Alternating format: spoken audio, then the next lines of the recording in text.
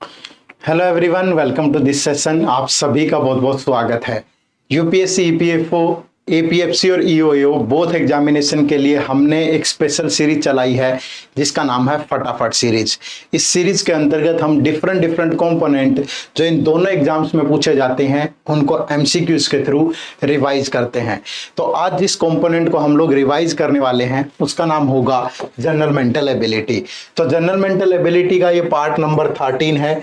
Quantitative aptitude and general mental ability ये component जो आपके एग्जाम में पूछा जाएगा। तो ये मोस्ट इंपोर्टेंट एमसीक्यूज का पार्ट 13 है। इससे पहले हम 12 पार्ट डिस्कस कर चुके हैं, वो सारे आपको हमारी यूपीएससी ईपीएफओ के प्लेलिस्ट में मिल जाएंगे। वो आपको जरूर देखने चाहिए क्योंकि इनमें हम वही एमसीक्यूज डिस्कस करते हैं जो या तो आपके एग्जाम में पूछे जा चुके हैं या आगे आने वाले एग्जाम में पूछे जाने की पूरी संभावना है। ठीक है, तो चलिए शुरुआत करते हैं। सबसे पहले ईपीएफओ ईओएओ 2021 का रिजल्ट मैं आप लोगों के साथ शेयर करना चाहूंगा, जिसमें टोटल में से 116 सिलेक्शन जो थी वो एडवर्ट एपियंस की रही। ये रिजल्ट आप लोगों के साथ शेयर करना इसलिए जरूरी है सो दैट आप इन बच्चों की पहली चीज तो इन सभी की सक्सेस स्टोरी हमारे यूट्यूब चैनल पर जाकर देख सकते हैं। और उनकी सक्सेस स्टोरी देखना क्यों जरूरी है, तो अगर ये हमसे जुड़ के कर सकते हैं तो फिर आप भी कर सकते हैं। इनकी जो सक्सेस स्टोरी है उससे आपको एक मोटिवेशन मिले, एक इंस्पिरेशन मिले, सो दैट आप भी अपनी मेहनत को सक्सेस में कन्वर्ट कर पाएं। तो मैं चाहूंगा कि जो नेक्स्ट फोटो है आपकी यहाँ पे होनी चाहिए। इसी उम्मीद और दावे के साथ आज के सेशन की शुरुआत करेंगे। आज जिस टॉपिक को हम लोग डिस्कस करने जा रहे हैं उस टॉपिक का नाम होगा trends, problem based on trends. आमतौर पर चाहे एपीएफसी का पेपर हो चाहे ईओएओ का पेपर हो, ट्रेन से हमेशा क्वेश्चन पूछा गया है।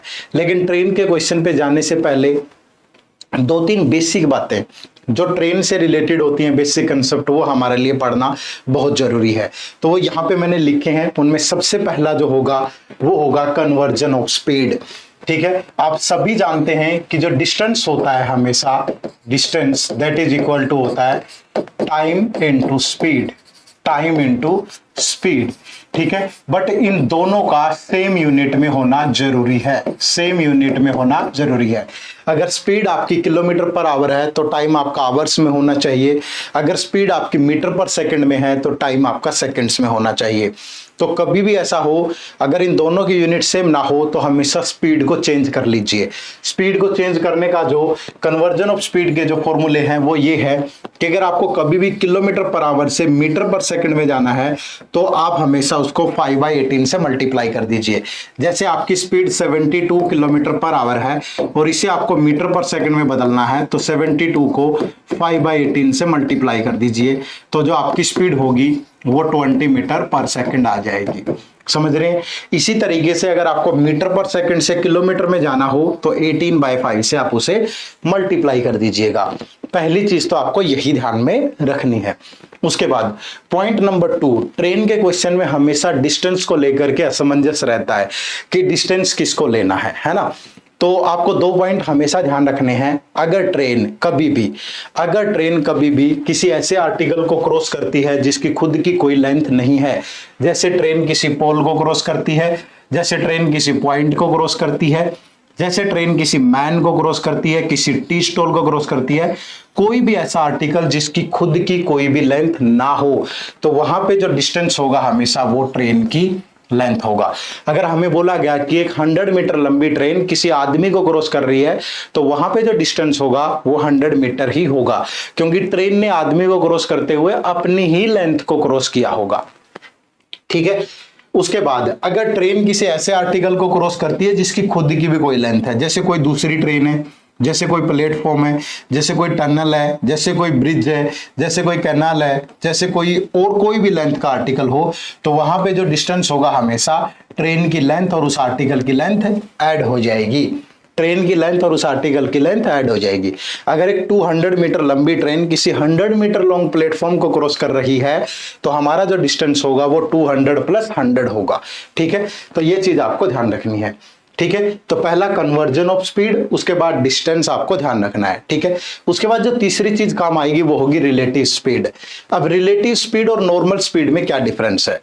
नॉर्मल स्पीड का यूज वहीं पे करेंगे जब एक ट्रेन किसी कांस्टेंट आर्टिकल को क्रॉस करेगी, जैसे किसी खड़े हुए आदमी को क्रॉस कर रही है, जैसे किसी प्लेटफॉर्म को क्रॉस कर रही है, जैसे किसी खड़ी हुई ट्रेन को क्रॉस कर रही है। लेकिन अगर दूसरा आर्टिकल भी मोशन में होगा, जब दोनों आर्टिकल अपनी अपनी स्पीड से चल रहे होंगे, तो वहां पे रिलेटिव स्पीड का यूज होगा। ठीक है, और उसमें क्या होगा, अगर सेम डायरेक्शन है तो आपको हमेशा डिफरेंस ऑफ स्पीड लेना है, रिलेटिव स्पीड, और अगर अपोजिट डायरेक्शन है तो हमेशा सम ऑफ स्पीड लेना है। ठीक है, लेकिन एक पॉइंट ध्यान रखिएगा, no effect on distance. Train चाहे सेम, दो ट्रेन अगर एक दूसरे को क्रॉस कर रही हैं, चाहे वो सेम डायरेक्शन में जाएं चाहे वो अपोजिट डायरेक्शन में जाएं, उसका डिस्टेंस पे कोई इफेक्ट नहीं पड़ेगा। डिस्टेंस हमेशा दोनों की लेंथ ऐड होकर के ही आएगा। तो ये 3-4 पॉइंट आपको ट्रेन में ध्यान रखने हैं। अगर ये पॉइंट आपको ध्यान रहे तो ट्रेन का क्वेश्चन आपसे कभी भी गलत नहीं हो सकता। ठीक है, चलिए तो इन सभी को अब एग्जीक्यूट करने की बारी है। 1 बाय 1 क्वेश्चन हम इस पे डिस्कस करेंगे। तो पहला क्वेश्चन आप सबकी स्क्रीन पे है, कोशिश करिए वीडियो को पॉज करके आप खुद से पहले सोल्व कर पाएं और फिर हमारे सॉल्यूशन के साथ इसको मैच करिएगा।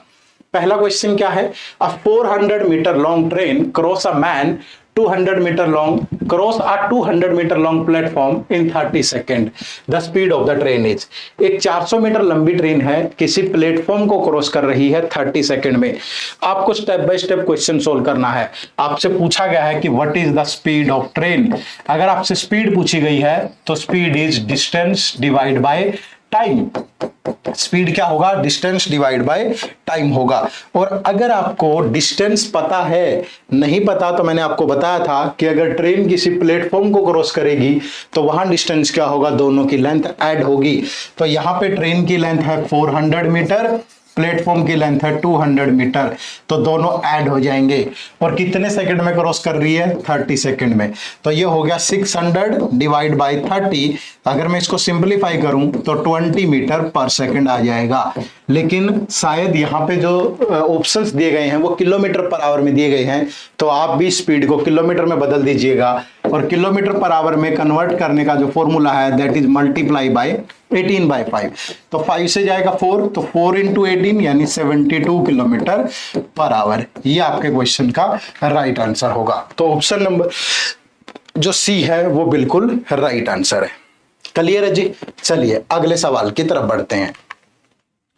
क्वेश्चन नंबर 2 फटाफट से सोल्व करिएगा साथ के साथ। जब तक आप लोग अपने हाथ से सोल्व नहीं करेंगे शायद चीजें उतनी आसानी से आपके दिमाग में नहीं आएंगी।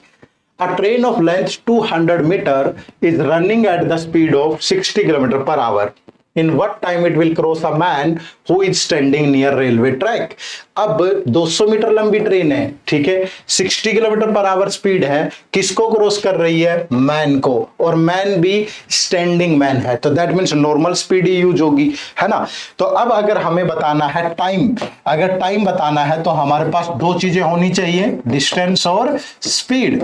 तो यहां पे अगर मैं देखूं तो जो डिस्टेंस होगा, ट्रेन अगर मैन को क्रॉस कर रही है तो ट्रेन की लेंथ ही होगा। तो ट्रेन की लेंथ है 200 मीटर, तो यानी कि यहाँ डिस्टेंस 200 मीटर होगा। और जो स्पीड है वो 60 किलोमीटर पर आवर है। बट स्पीड और डिस्टेंस की यूनिट सेम नहीं है। जो डिस्टेंस है वो मीटर्स में है, स्पीड किलोमीटर पर आवर में है। तो क्या करेंगे, यूनिट तो सेम बनानी है और हम हमेशा स्पीड पे चेंज करते हैं। तो किलोमीटर पर आवर से अगर मीटर पर सेकंड में जाएंगे तो 5/18 से मल्टीप्लाई कर दीजिएगा, ठीक है। तो अब देखिए ये कटेगा किसी ना किसी से।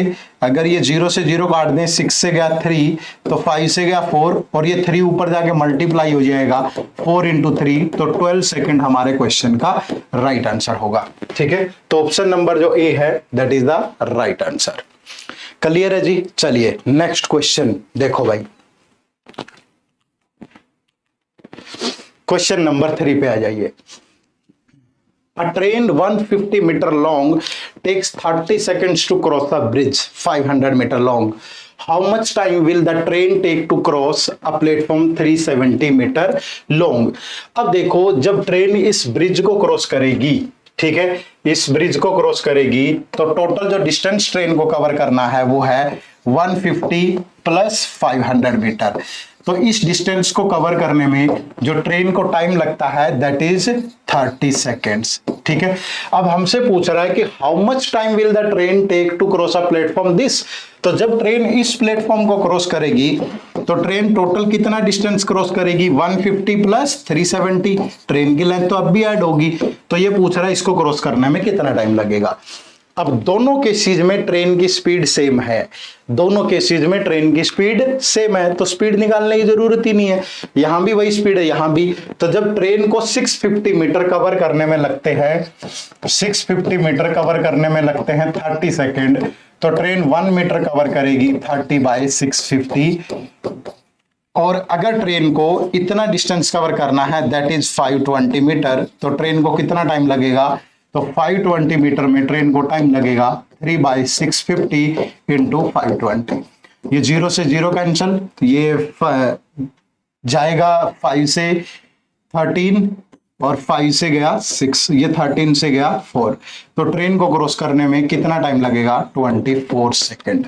ठीक है, तो जो ऑप्शन नंबर बी है वो आपके क्वेश्चन का राइट आंसर होगा। और अगर यहाँ पे आपको सिर्फ स्पीड ही निकालनी होती तो सीधा ही निकाल दो ना, 650 मीटर जा रही है 30 सेकंड में, किलोमीटर पर आवर में बदलना है तो 18/5, तो भी कोई इश्यू नहीं है। लेकिन डायरेक्टली हम यहाँ डिस्टेंस से ही रिलेशन बना सकते थे। ठीक है जी, चलिए नेक्स्ट क्वेश्चन देखो भाई। Question number 4, a train passed a man standing on the platform in 7 seconds and passed a platform of length 330 meter in 28 seconds. तो what is the length of train.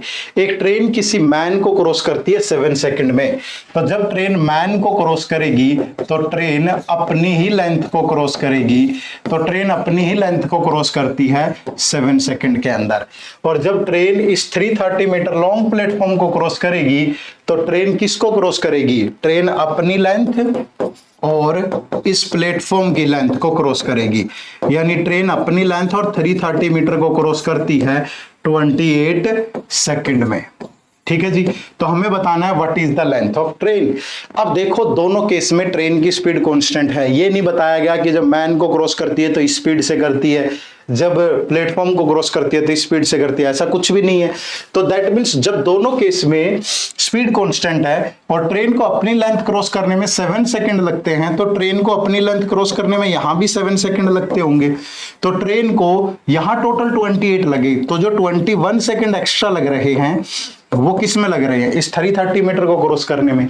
यानी कि ट्रेन की speed क्या होगी भाई, speed होगी कि train 330 metre जाती है 21 सेकंड में, तो ट्रेन की स्पीड होगी 3 से गया 110/7 मीटर पर सेकंड, ये ट्रेन की स्पीड होगी।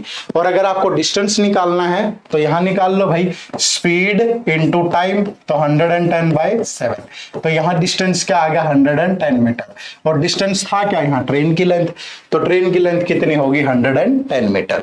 और यहां से निकालना है तो यहां से निकाल लो 28 इंटू 110/7, तो टोटल जो डिस्टेंस आया 440 मीटर आया, जिसमें 330 का अगर प्लेटफॉर्म है तो ट्रेन कितने की होगी 110 मीटर की।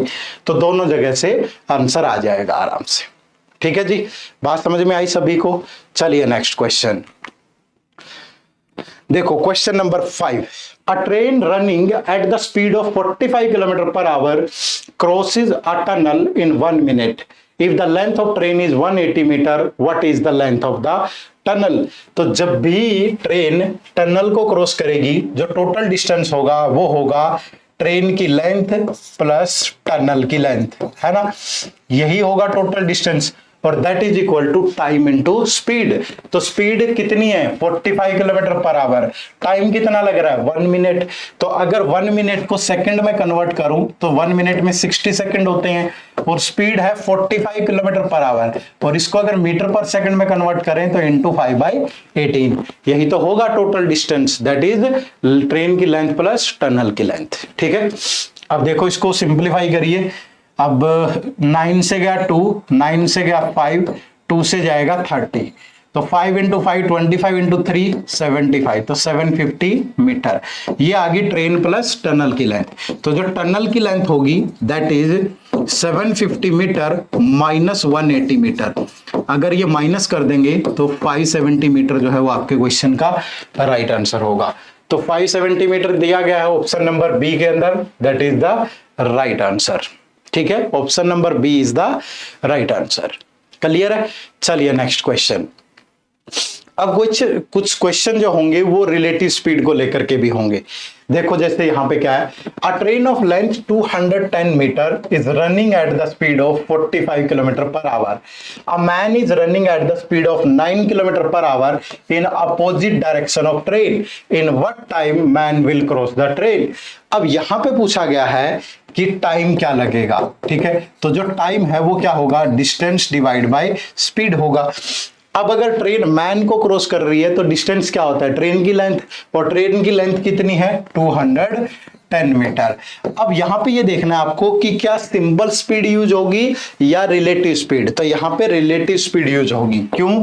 क्योंकि ट्रेन किसको क्रॉस कर रही है, मैन को, और चलते हुए मैन को। जब दोनों की अपनी स्पीड हो तो रिलेटिव स्पीड यूज करना है। और रिलेटिव स्पीड का मैंने फॉर्मूला आपको बताया था, अगर अपोजिट डायरेक्शन है तो दोनों की स्पीड ऐड हो जाएगी।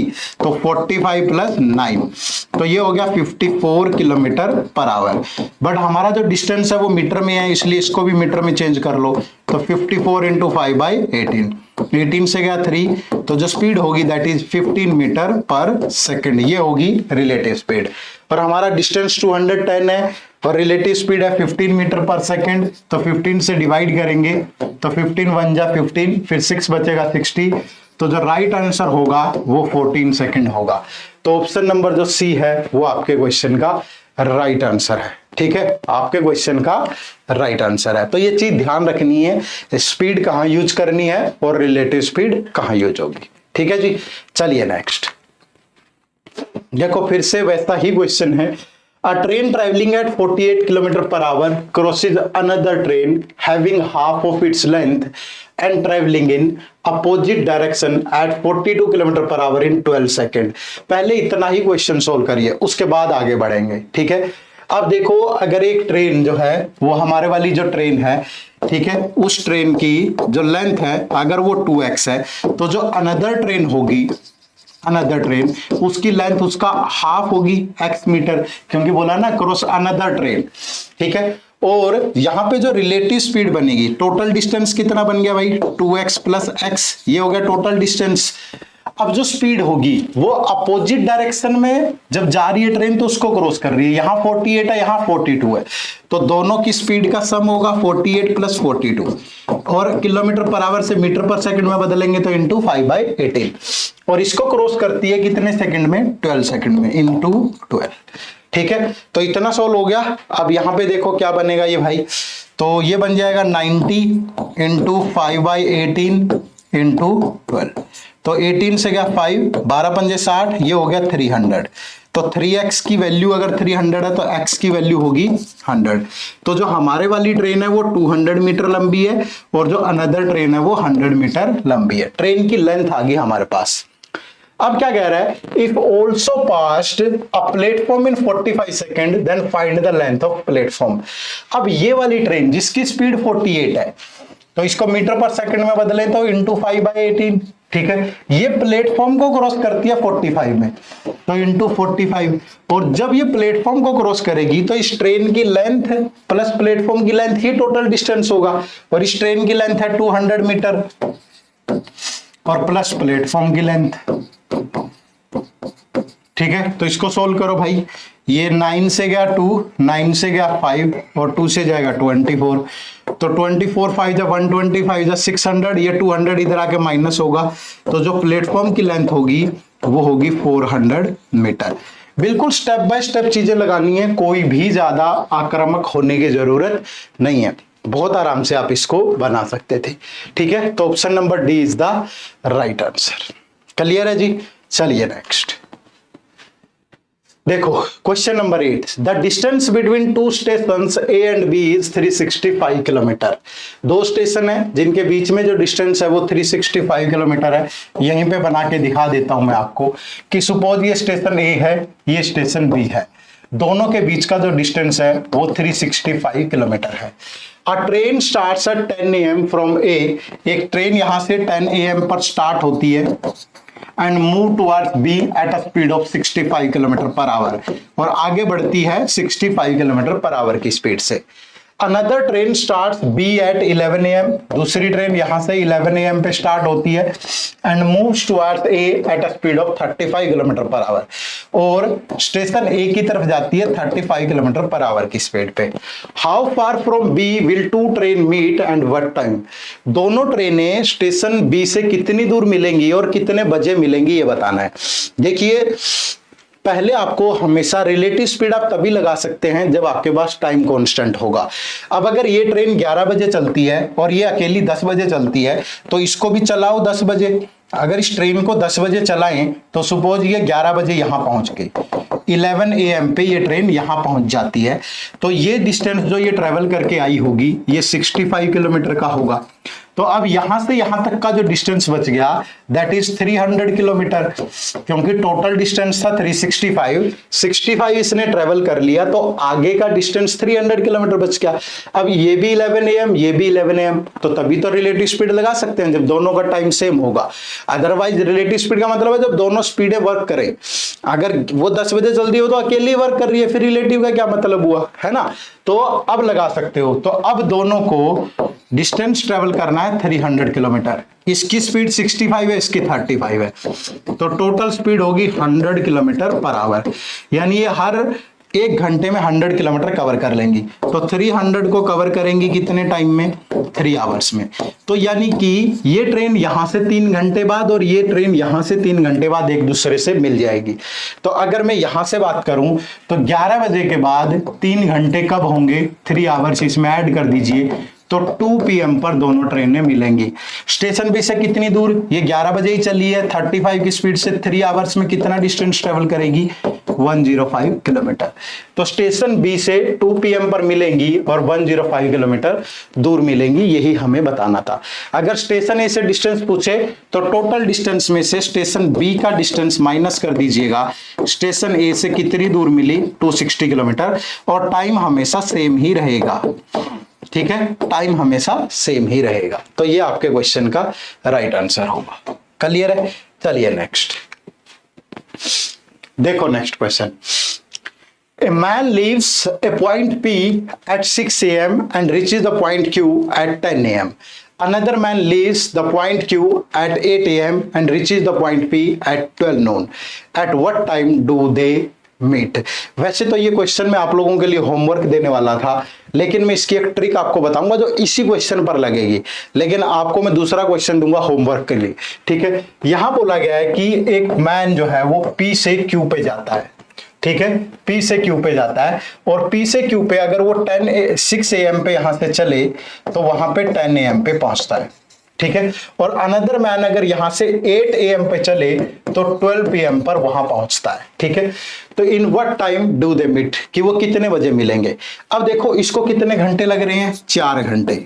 ठीक है, पी से क्यू, और इसको भी कितने घंटे लग रहे हैं, 4 घंटे, सेम डिस्टेंस ट्रेवल करने में।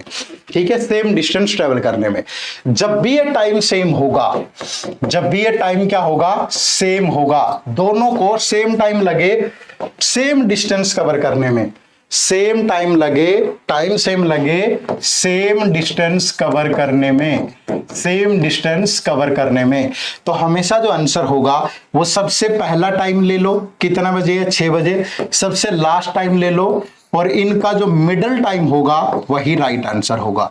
ठीक है, तो 6 और 12 का मिडल टाइम है 9 AM, तो दोनों आदमी कितने बजे मिलेंगे, 9 AM पर। तो आपका जो राइट आंसर है वो ऑप्शन नंबर सी है। ठीक है, सेम डिस्टेंस है, टाइम भी सेम लग रहा है, तो सबसे पहले का टाइम और सबसे लास्ट का टाइम देख लीजिए, उनका जो मिडल टाइम होगा उतने बजे ही मिलेंगे। क्लियर है भाई, बात समझ में आई। चलिएगा, तो ये एक क्वेश्चन आप लोगों के लिए होमवर्क है। ठीक है, क्वेश्चन नंबर 10। ठीक है, ये आप लोगों के लिए होमवर्क है। इस क्वेश्चन का आंसर आप सभी को कमेंट सेक्शन में जरूर देना है। ठीक है, तो कमेंट करके बताइएगा कि इस क्वेश्चन का आंसर क्या होने वाला है। पिछले वाला जैसा ही क्वेश्चन है, लेकिन वो कंसेप्ट यहां नहीं लगेगा क्योंकि टाइम सेम नहीं है। ठीक है, चलिए, अगर आप ईपीएफओ ईओएओ की तैयारी कर रहे हैं और आपको इस तैयारी में कुछ अड़चन आ रही है कहीं भी, तो एडुटैप आप लोगों के लिए 3 कोर्सेज लेकर के आया है। इन 3 कोर्सेज की मैं खास बात आपको बता देता हूं। हमारा पहला कोर्स होगा एक मास्टर पैक। इस मास्टर पैक में आपको बिगिनर्स, अगर आप एक बिगिनर हैं, आपको कुछ भी नहीं पता है ईपीएफओ के बारे में, कितने कंपोनेंट आएंगे, क्या चीजें, बिल्कुल बेसिक से स्टार्ट करना है, तो आप इस मास्टर पैक से जुड़ जाइएगा। और अगर आपको सिर्फ कुछ स्पेशल कंपोनेंट पढ़ने हैं, जैसे accountancy, labour law, social security, industrial relation, तो आप इस कोर्स से जुड़ जाइएगा टेस्ट सीरीज प्लस से। अगर आपकी जीएस ठीक ठाक है लेकिन कुछ स्पेशल कंपोनेंट पढ़ने हैं, और आपका अगर बेसिक ठीक ठाक है, आपको सिर्फ प्रैक्टिस करनी है, तो आप इस टेस्ट सीरीज से जुड़ जाइएगा। इन सब का उद्देश्य एक ही है, आपकी सक्सेस। और इन सभी कोर्सेज का लिंक इसी वीडियो के डिस्क्रिप्शन में आपको मिल जाएगा, जाकर के आप चेक कर सकते हैं। चलिए, तो थैंक यू वेरी मच, मुझे दीजिएगा इजाजत इस सेशन में। इतना ही, उम्मीद करूंगा कि ट्रेन का कंसेप्ट बहुत अच्छे से क्लियर हो गया होगा। जो कुछ क्वेश्चन लास्ट में डिस्कस किए हैं, इतना लेवल भी ईपीएफओ, ईओएओ या एपीएफसी में नहीं पूछता, बहुत साधारण ही पूछता है। तो अगर आपने इस क्लास को अच्छे से कवर कर लिया तो ट्रेन का क्वेश्चन आपसे कभी गलत नहीं होगा। ठीक है, चलिए, तो मिलते हैं नेक्स्ट सेशन में। आप सबका बहुत बहुत शुक्रिया, थैंक यू वेरी मच। जय हिंद, जय भारत।